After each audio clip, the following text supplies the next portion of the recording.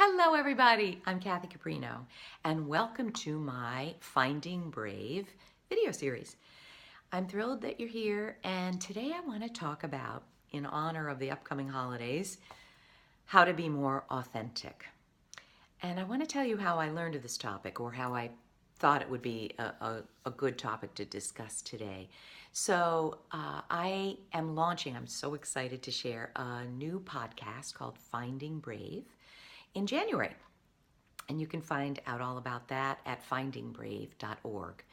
And in LinkedIn, I don't know, a week ago, I asked folks to tell me what are the topics they would most like to see covered in the Finding Brave podcast. And I shared that this podcast is all about how we bring ourselves forward, our authentic, true, powerful, vital selves forward in life, in work, in our families, in our relationships, in our communities, in our businesses, and how do we live the life we're meant to live. And it's going to have amazing guests already. We're recording amazing thought leaders and business leaders and entrepreneurs and creatives and writers sharing their version of Finding Brave. And a few people said to me that they want to learn about how to be more authentic.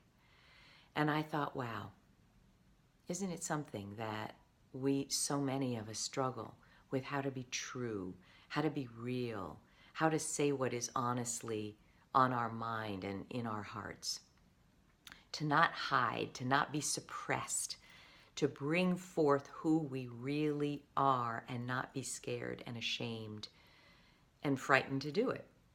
So I want to talk about 3 tips I found that are essential in becoming more authentic.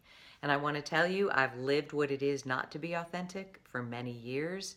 In my corporate life, I felt like an imposter. I felt like I didn't respect the people around me. I didn't respect leadership. I didn't like how I was being treated. There was discrimination. There was blatant misbehavior and misconduct.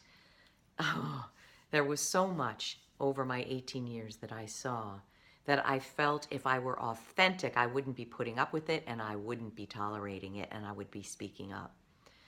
I also felt for many years that I really couldn't be my real self, that no one really understood who I was at the heart of it, at the true core of it.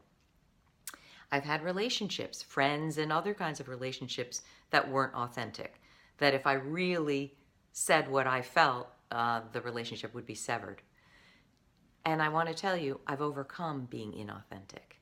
Not that I'm authentic every moment of every day, but in general, I say what needs to be said. I'm honest, I'm transparent, and I surround myself with people for whom that is safe and for who also want to be authentic and honest and transparent.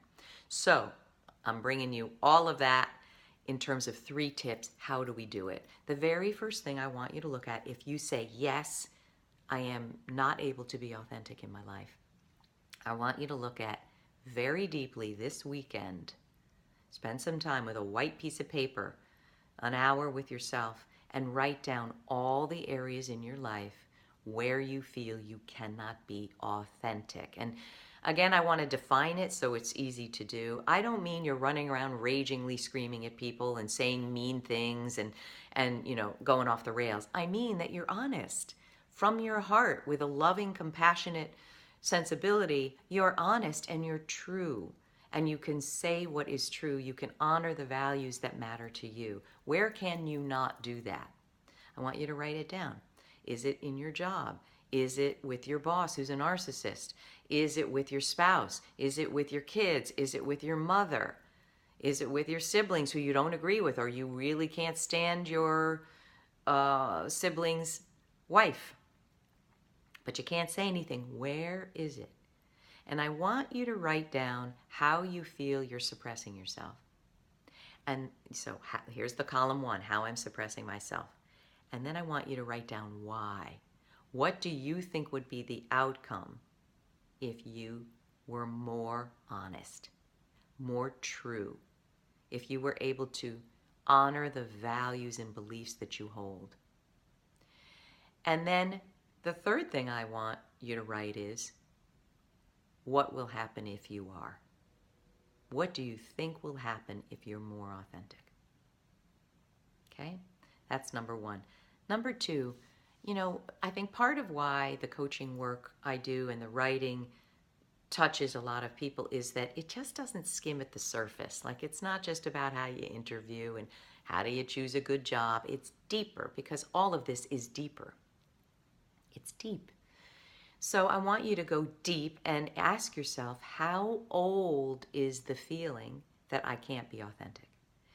And I want to share with you, and I think I have before, this one question. I saw it, that Tony Robbins asked this question in his documentary, I Am Not Your Guru, which is an incredible watch. It's really great. But he says to an audience member at one of his events, who did you crave love most from in your family, your parents? And who did you have to be to get it? That one hit me right here, because I know the answer for both my parents, who I had to be. And I realized in answering that question that who I had to be is who I still am trying to be, to get validation, to get love, to be accepted. And a lot of not being authentic is from your fear that you won't be accepted, that you won't be loved, that you'll be rejected. And that comes from childhood. So who did you have to be? Who did you crave love most from, and who did you have to be? And how does that inform where you feel inauthentic today? The third strategy is this. It's a decision. It's a choice.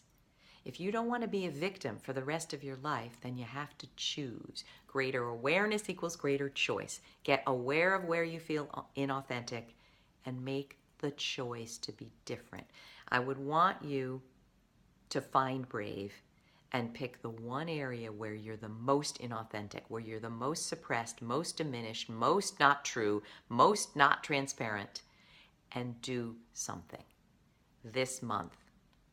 Have a conversation. Find it in your heart to speak up to your spouse or your child or your mother or your brother whose wife is making you crazy. Find it in your heart. Now, it doesn't mean you have to be, I just taught about power in my Amazing Career Project course.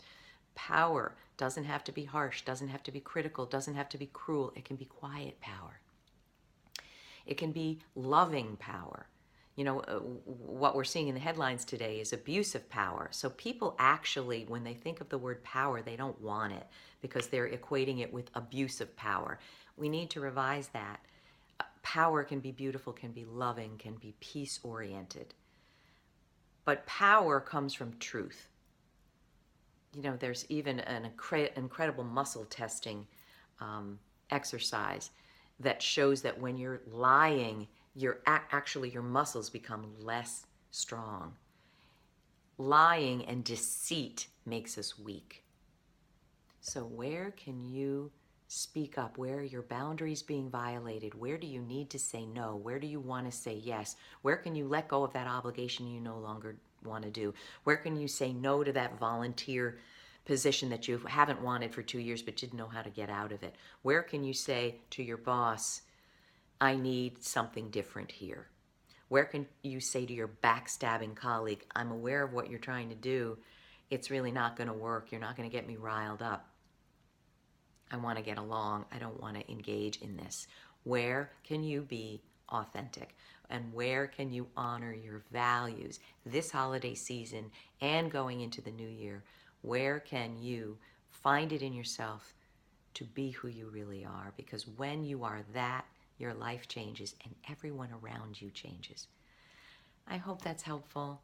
I can't wait to hear if this exercise moves you forward and what it does in your life to be more authentic starting today. Thanks, everybody. And check out findingbrave.org and sign up for the podcast. And have a wonderful holiday. Thanks. Bye-bye.